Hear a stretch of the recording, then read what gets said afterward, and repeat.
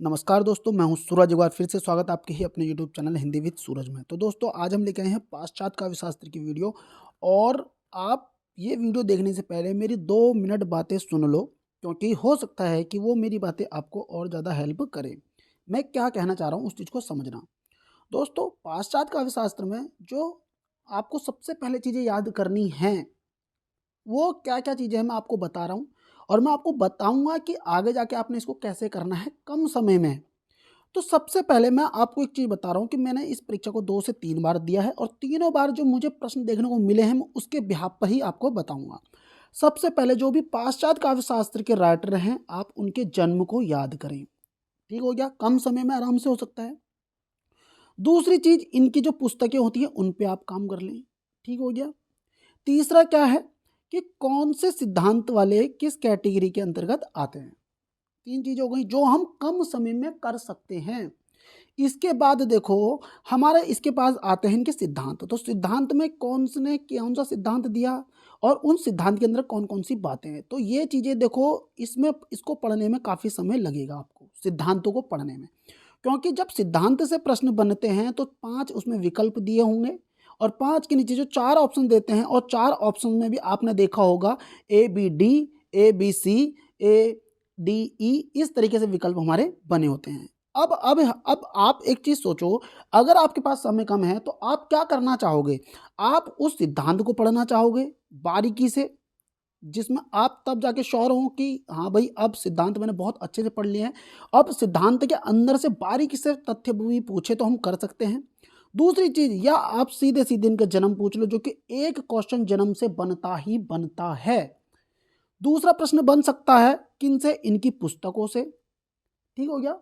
तीसरा बनता है इनके सिद्धांत से, कौन से सिद्धांत के अंदर किस कैटेगरी, कौन से राइटर किसके अंतर्गत आते हैं, या फिर हो सकता है इनके सिद्धांत के अंदर की बातें वो पूछ ले। तो मैं आपसे कहूँगा कि अगर आपके पास समय कम है और लास्ट टाइम में जब आपको रिवीजन करना है, तो आप इनके जन्म पर सबसे ज़्यादा काम कर लें, और इनके इस कौन सी पुस्तक किसने लिखी है उस पे आप थोड़ा-सा काम कर लें। ठीक है? तो जन्म पे हम सबसे पहले बात करेंगे। और अगर आपको वीडियो अच्छी लगेगी, आप तब जाके वीडियो को लाइक कर देना, कमेंट कर देना, और हिंदी साहित्य वाले तो चैनल को सब्सक्राइब भी कर सकते हैं। तो सबसे पहले हम बात करेंगे प्लेटो की जन्म की। प्लेटो का जन्म कब हुआ है? 427 से 347 ईसा पूर्व। इसका विशेष ध्यान देना, ईसा पूर्व। ठीक है? अगले राइटर आ रहे हैं अरस्तु। अरस्तु का जन्म कब हुआ है? 384 ईसा पूर्व। ठीक है? अब इधर देखो, ये कब हुआ है? 427 में ईसा पूर्व, और ये 384 ईसा पूर्व में। तो मतलब जन्म पहले इनका हुआ है। ठीक है? 427 साल पहले की बात है, और 384 साल पहले की बात है। तो पहले किसकी बात हुई, और ज़्यादा सबसे ज़्यादा पुरानी किसकी हो गई? 427 वाले की हो गई। अब बात करेंगे देखो हॉरेस की। हॉरेस का जन्म हुआ है 65 ईसा पूर्व, और लॉन्जाइनस का जन्म हुआ है 1 से तीसरी सदी के बीच में। ठीक है? दांते का जन्म कब हुआ? 1265 में। सर फिलिप सिडनी का जन्म हुआ है 1554 में। ठीक है? जॉन ड्राइडन का जन्म कब हुआ? 1631 ईस्वी में। जोसेफ एडिशन का जन्म कब हुआ है? 1672 ईस्वी में हुआ है। पॉप अलेक्जेंडर का जन्म कब हुआ? 1688 ईस्वी में। वॉलटेयर का जन्म कब हुआ है? 1694 ईस्वी में। डॉक्टर सैमुअल जॉनसन का जन्म हुआ 1709 ईस्वी में। इमैनुअल कांट का जन्म कब हुआ? 1724 ईस्वी में। गोथे का जन्म कब हुआ है? 1749 ईस्वी में। साथ ही साथ हीगेल का जन्म कब हुआ है? 1770 ईस्वी में। विलियम वुड्सवर्थ का जन्म कब हुआ? वर्ड्सवर्थ का 1770 ईस्वी में। कॉलरिज का जन्म कब हुआ है? 1772 ईस्वी में। पी बी शैली का जन्म कब हुआ? 1792 ईस्वी में। और इमर्सन का जन्म हुआ 1803 ईस्वी में। आपको लग रहा होगा ये क्या चीज़ें चल रही हैं, ये तो बेसिक सी चीज़ें हैं, आराम से हो जाएंगी, या फिर ये फालतू की चीज़ें हैं, ऐसे प्रश्न नहीं बनते। तो यकीन मानो, आप जब देखेंगे परीक्षाओं में, तो आपको एक प्रश्न इनके जन्म से जरूर देखने को मिलेगा। तो इसको बिल्कुल इग्नोर ना करें। लास्ट टाइम में जब फाइनल रिविजन कर रहे हैं तो इनका जन्म जरूर पढ़ के जाएं। अब देखो, कार्ल मार्क्स का जन्म कब हुआ है? 1818 ईस्वी में। मैथ्यू अर्नाल्ड का जन्म कब हुआ है? 1822 ईस्वी में इनका जन्म हुआ है। लियो लेव टॉल टॉल्स्टॉय का जन्म कब हुआ है? 1828 ईस्वी में। हिप्पोलिट तेन का जन्म कब हुआ है? 1828 ईस्वी में। वाल्टर हॉरेसिया पेटर का जन्म कब हुआ? 1839 ईस्वी में। एमिल जॉला का जन्म कब हुआ है? 1840 ईस्वी में हुआ है। फ्रेडरिक नीत्शे का जन्म कब हुआ है? 1844 ईस्वी में। ऑस्कर वाइल्ड का जन्म कब हुआ? 1854 ईस्वी में। सिगमंड फ्रायड का जन्म कब हुआ? 1856 ईस्वी में। बेनेदेत्तो क्रोचे का जन्म कब हुआ? 1866 ईस्वी में। एजरा पाउंड का जन्म कब हुआ? 1885 ईस्वी में। जॉर्ज लुकाच का जन्म कब हुआ? 1885 में। मैं क्या बोलता हूँ, ये पाउंड लुकाच एक साथ ही हैं, तो इनका जोड़ के आप बना सकते हैं कुछ भी। तो हमने बहुत सारी ट्रिकें भी याद करी थी। जॉन क्रो रैनसम का जन्म हुआ है 1888 ईस्वी में। टी.एस. इलियट का जन्म हुआ है 1888 ईस्वी में। देखो, जॉन रैनसन और इलियट। मैं क्या बोलता था कि रैनसम जो है वो काफ़ी इडियट है। रैनसम क्या है? इडियट है। तो मुझे याद रहता था रैनसम और इडियट या इलियट 1888 के हैं दोनों। टिलियर्ड की बात करते तो 1889 में। आई ए रिचर्ड्स 1893 में। और आई ए रिचर्ड्स तो इतने बार पूछा गया परीक्षाओं में, आप खुद अगर आपने मॉक टेस्ट लगाए होंगे प्रीवियस ईयर पेपर तो आप खुद जानते होंगे, इस बात से आप सब समझदार भी हैं। फ्रैंक रेमंड लिविस के जन्म जब हुआ है, लिविस का 1895 ईस्वी में। सी डी लेविस का जन्म कब हुआ है? 1904 में।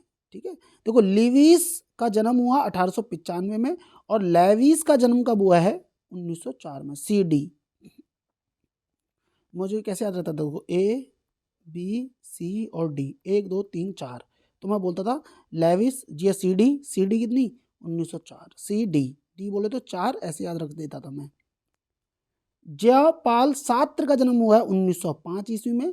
क्लिथ ब्रुक्स का जन्म हुआ है 1906 ईस्वी में। विलियम एम्पसन का जन्म हुआ है 1906 ईस्वी में। क्रिस्टोफर कॉर्डवेल का जन्म हुआ 1907 ईस्वी में। रोला बर्थ का जन्म हुआ 1915 ईस्वी में। जॉक देरिदा का जन्म हुआ 1930 ईस्वी में। प्रमुख पाश्चात्य विचारक व उनका जन्म स्थान, तो इस पे भी हल्का सा आप फास्ट रिवीजन के लिए आप इनका प्रयोग कर सकते हैं। जैसे प्लेटो का जन्म हुआ एथेंस में। अरस्तु का जन्म हुआ मकदुनिया में। लॉन्जाइनस का जन्म हुआ है यूनान में। वुड्सवर्थ का जन्म हुआ इंग्लैंड में। कॉलरिज का जन्म हुआ इंग्लैंड में। तो ये दोनों तो दोस्त भी थे, आपका आगे जाके पढ़ोगे तो आपको पता लग जाएगा। क्रोचे का जन्म हुआ है इटली में। टी.एस. इलियट का जन्म हुआ है अमेरिका में। आई रिचर्ड्स का जन्म हुआ है यूके या यूनाइटेड किंगडम में। रिच लोग कहाँ रहते हैं? यूके में रहते हैं, यूके में रहते हैं। इडियट लोग कहाँ रह रहे हैं? अमेरिका में रहते हैं। सिद्धांत और सिद्धांतकार, तो इस पे भी हल्का सा आपको ध्यान देना चाहिए कि अनुकरण सिद्धांत किसका है? प्लेटो का है। विरेचन सिद्धांत, त्रासदी सिद्धांत और उदात्त सिद्धांत, ये तीनों सिद्धांत किसके हैं? अरस्तु के हैं। ठीक है, मैं इस तरीके से VTU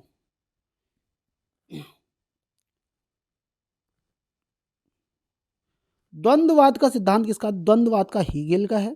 स्वच्छंदतावाद का सिद्धांत वुड्सवर्थ का है। कल्पना सिद्धांत किसका था? कॉलरिज का। कॉलेज की कल्पना हम याद रखते हैं कि कल्पना करते हैं हम कॉलेज में कैसे दिन रहते थे। अस्तित्ववाद का है सोरेन किरकेगार्ड। द्वंद्वात्मक भौतिकवाद कार्ल मार्क्स का सिद्धांत है। प्रतीकवाद का सिद्धांत है जीन मोरे आस बादलेयर मेलार्मे का। और प्राकृतवाद का है एमिल जॉला। एमिल जॉला को तो हिंदी साहित्य में भी आप पढ़ते होंगे कि आता भी है, इनके बारे में लिखा हुआ। मनोविश्लेषणवाद का है फ्रायड। अभिव्यंजनावाद का है बेनेदेत्तो क्रोचे। महान यथार्थवाद सिद्धांत है जॉर्ज लुकाच का। बिंबवाद है T.E. ह्यूम और एजरा पाउंड का। निर्व्यक्तिकता का सिद्धांत, वस्तुनिष्ठ समीकरण और परंपरा का सिद्धांत, ये किसने दिया? T.S. इलियट ने दिया था, जो कि कहाँ के थे? अमेरिका के थे।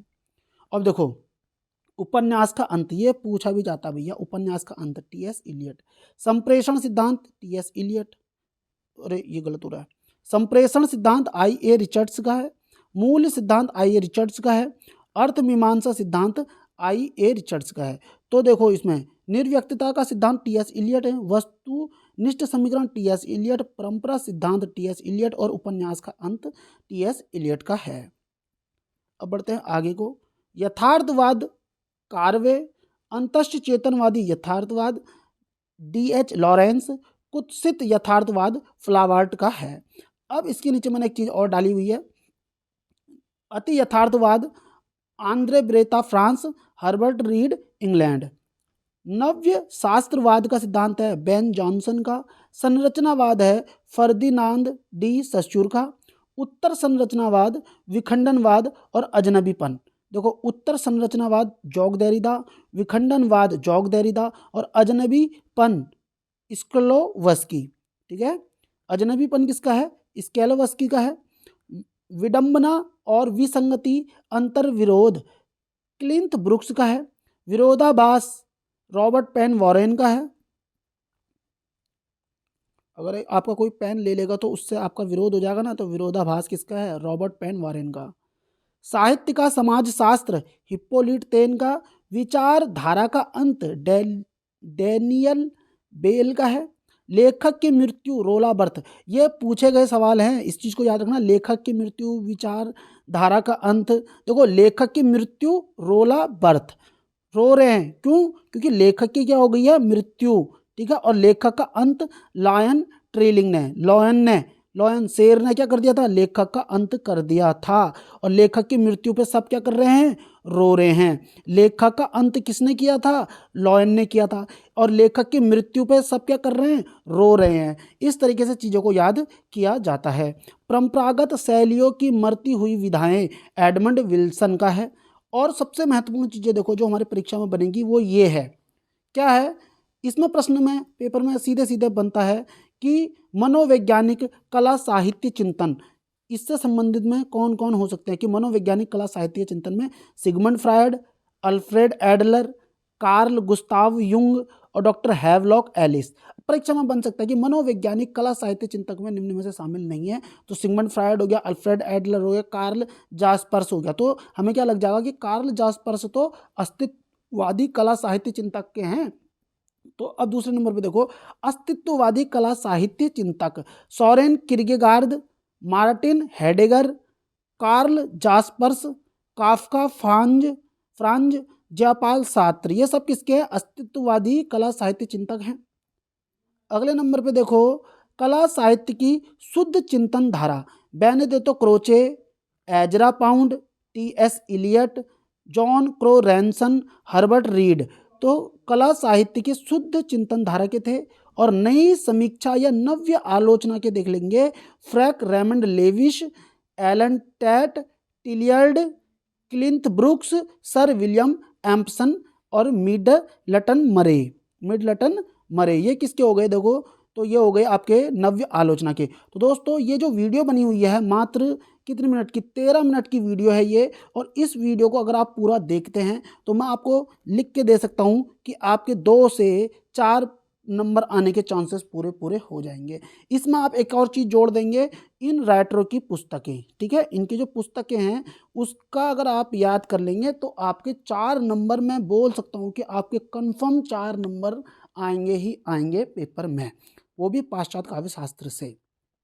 तो उम्मीद करता हूँ आपने वीडियो पूरा देखा होगा। और अगर आप यहाँ तक पहुँचे हैं तो इसका मतलब आपने वीडियो पूरा देखा भी होगा। तो दोस्तों, लाइक भी कर सकते हैं ना, और एक प्यारा सा कमेंट कर देना। तो मिलते हैं आपसे नेक्स्ट वीडियो में। अगली वीडियो जो होगी, इनके जो राइटर हैं पाश्चात्य काव्य शास्त्र के, उनकी पुस्तकों से वीडियो आ जाएगी। Thank you.